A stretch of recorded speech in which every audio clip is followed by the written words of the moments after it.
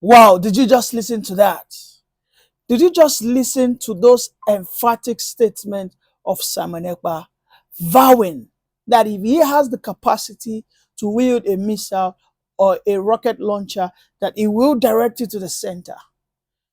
And I don't blame him, by the way. The reason why I don't blame him is because Nigeria is a marriage that never was. Nigeria is a marriage that should never exist. A marriage whereby the parties who were joined together were not asked if they were happy to be married together. As at 1914, when Lord Lugard saw Nigeria, he didn't see Nigeria as a country. He only saw Nigeria as a Chukwe Ebuka shop. He saw it as a Iyayabo Amala junction. He saw Nigeria as Musa grocery stores. Lord Lugard saw Nigeria as a business entity, pure and square.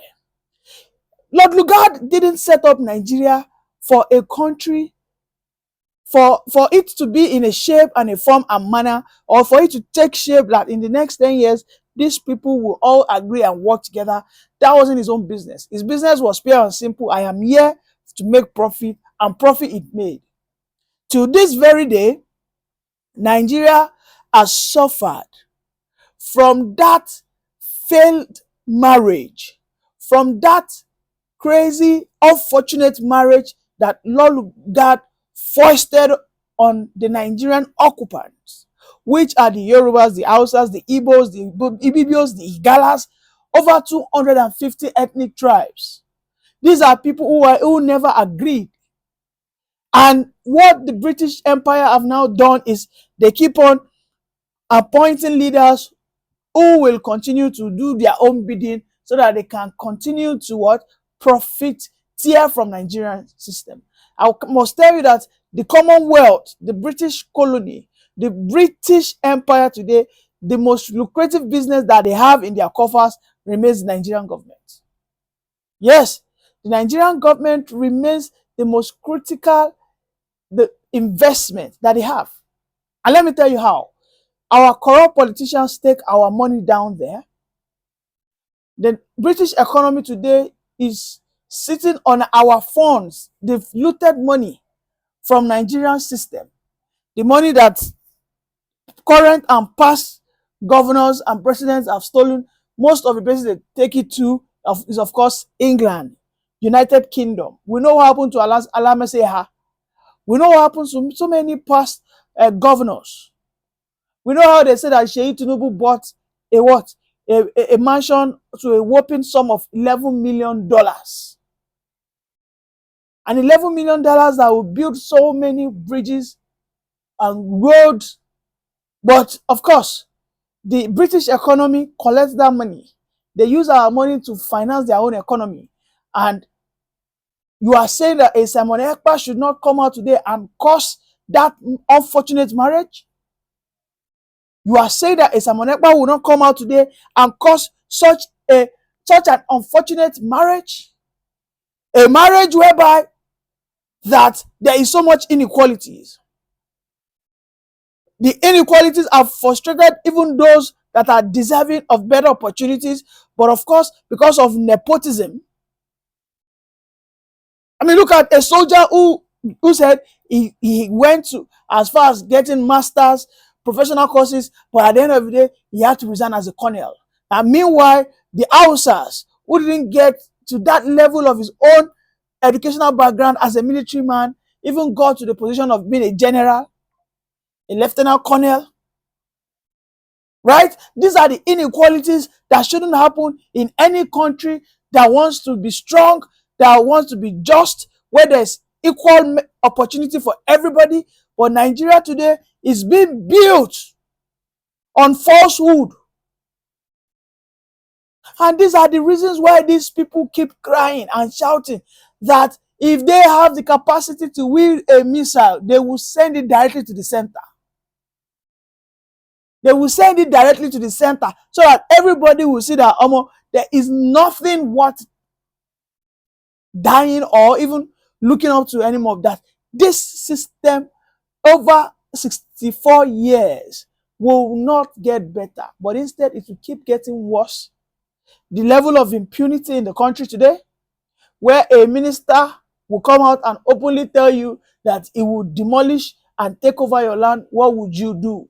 A country whereby an house of rep will tell you that with just one phone call, you will disappear and nothing will happen. The police are nowhere to be found. The DSS are quiet. A country whereby one certain Yaya Bello, who has been alleged to have stolen over 80 billion naira, walked into the den of the Economic Financial Crime Commission, shook hands with the officials, and left. And a few hours later, they said they couldn't arrest him because he came in a manner that beats their own tenets. You have been looking for a thief. Does it matter if the thief was wearing a cloth or he was walking naked? The point shouldn't the point be that you should arrest the thief? When you arrest the thief, then you can now decide to clothe that thief, or in fact, if you want to naked, you naked him. So Nigeria is a marriage whereby the two parties didn't have an agreement. There was no consent. Now, the parties involved are seeking divorce. The court, who ought to grant the divorce verdict, are now missing. So all arms of government in this marriage, be it the legislative arm, be it the judicial arm, be it the executive arm, be it at the state level, be it at the local government level, be it at the federal level, everybody is working against the interest of the common man. And this is why you see that these people who have high level of consciousness have come together. They have agreed that they have to go. They have been on this course for over 50 years. Since the early 60s, they have been saying this country, this partiality, this inequality, this uncertainty, where you are even questioned of your nationality. Yes, I have seen a situation whereby they are asking you, they query your nationality.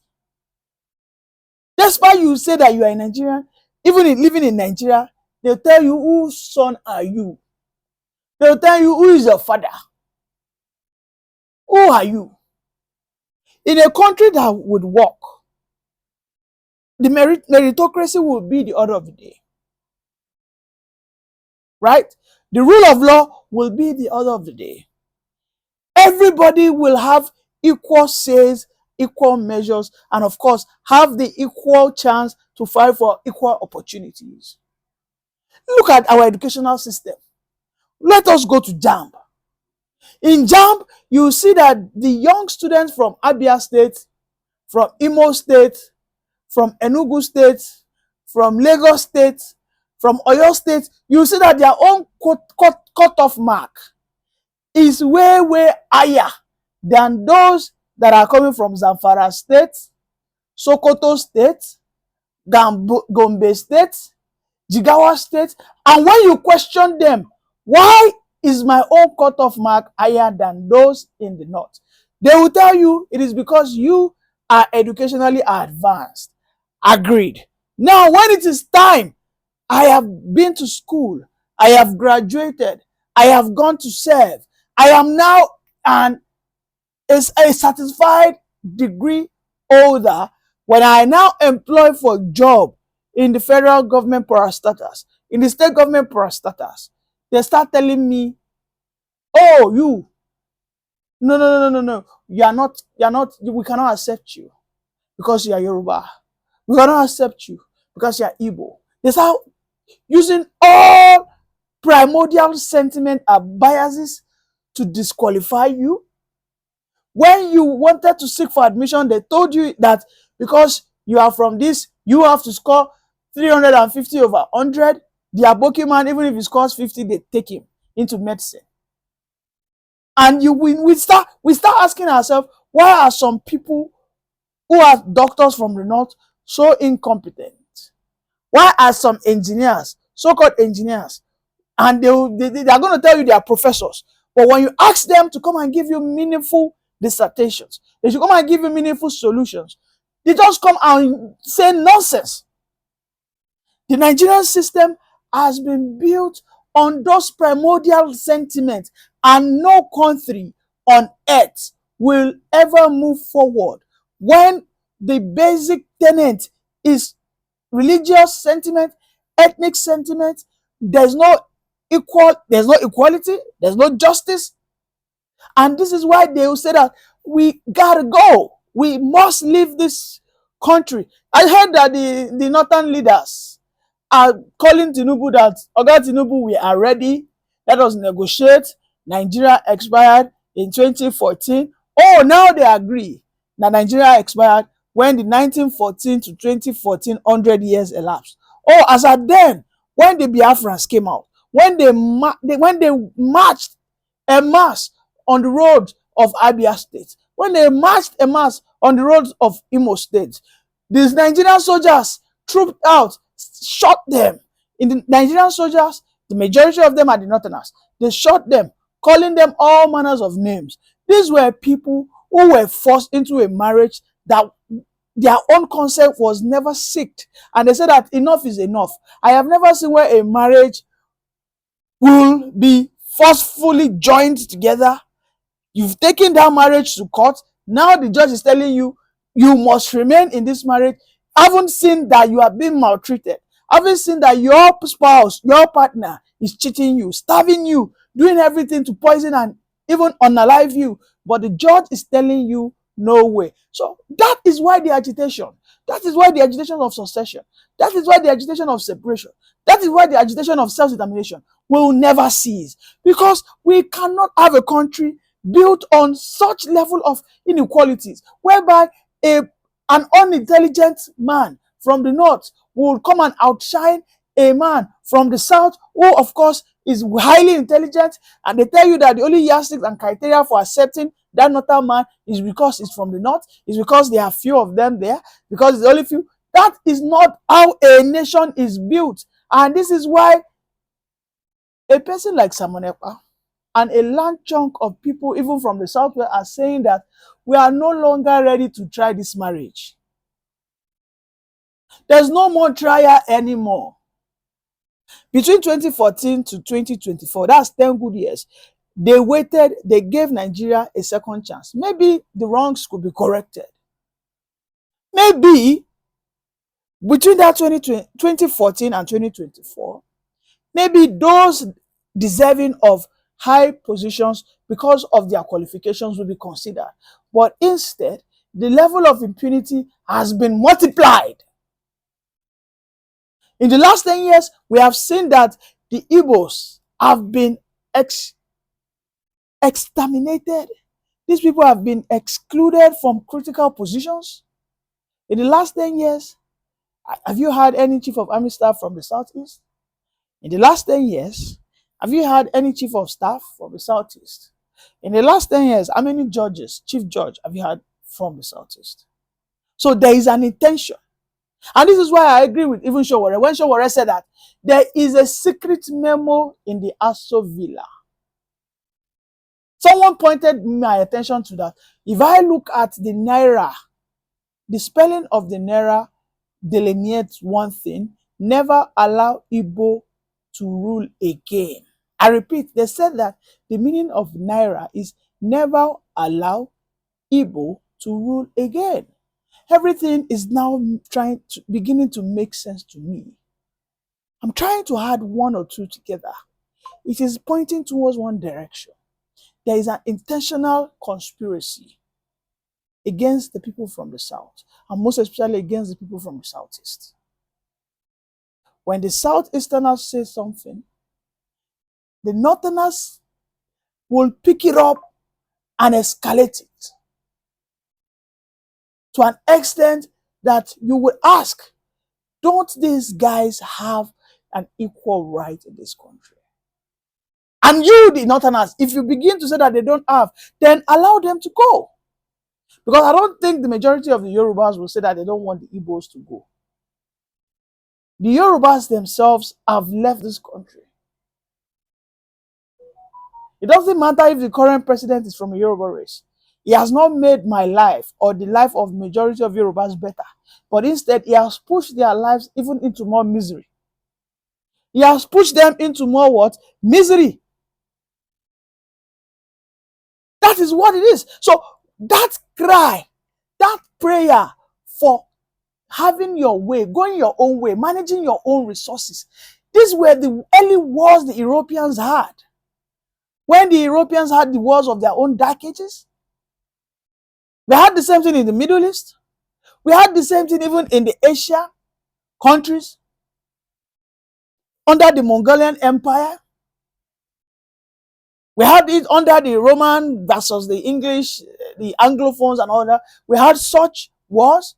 We had it when, if you go into the Mediterranean, if you go to the days of Babylonians, the Mesopotamians, every country that is doing well today have three things, are built on three things. They are built on ethnic familiarities. Now, the ethnic majority, the familiarities of the ethnic groups must always be in the majority. So what am I trying to say? These guys will have maybe just two different ethnic groups, and they will be in their majority, or they will be built on religious basis, whereby all of them will be connected together by faith. Look at Israel. In Israel today, the majority are Jews. They occupy about 70%. So there will be relative peace. Are there Christians? Yes. Are there Muslims? Yes. Look at America.